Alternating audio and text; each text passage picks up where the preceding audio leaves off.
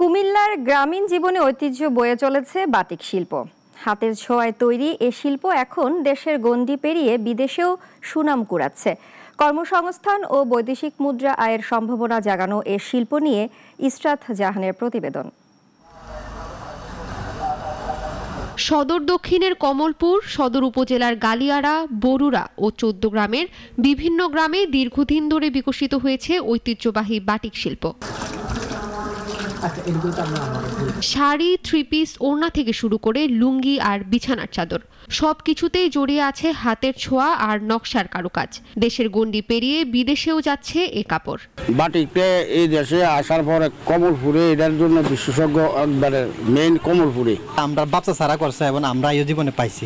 মোহাম্মদ দিয়া ডিজাইন করে বিভিন্ন কোয়ালিটি বিভিন্ন ডিজাইন করা আমরা সারা বাংলাদেশে আমাদের মাল যায় আর বাইরেও আমরা মাল সেল করি। আমরা ওই দিনকাল একটা প্রোডাক্ট পাঠাইছি অস্ট্রেলিয়াতে। স্থানীয় ব্যবসায়ীরা জানান, সীমিত পরিসরে উৎপাদন হলেও সরকার সহযোগিতা দিলে বড় আকারের কারখানা করে কর্মসংস্থানের পাশাপাশি আয়ও বাড়ানো সম্ভব। সরকারি কোনোভাবে আমরা প্রণোদনা পাইতেছি না, যার কারণে আমাদের নিজস্ব পুঁজিতে নিজস্ব ক্যাপিটালে এটা এত দূর নিয়ে যাওয়া সম্ভব না।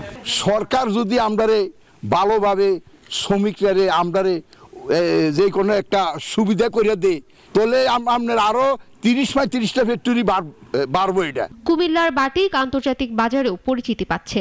ব্যবসায়ীরা চাইলে কারখানা সম্প্রসারণে সব ধরনের সহযোগিতা দিতে প্রস্তুত বলে জানান সংশ্লিষ্টরা। সরকারিভাবে আমরা চেষ্টা করছি যে তাদেরকে ক্লাস্টার বেসিসে ঋণ দেওয়ার জন্য, তাদেরকে আমাদের নিবন্ধনের আওতায় আনার জন্য, এবং আমাদের যখন মেলা হয় আমরা তাদেরকে ডাকি, তারা কিছু স্টলে আমাদের এই কুমিল্লার ব্র্যান্ডিং হিসেবে এই পণ্যগুলোকে উপস্থাপন করে।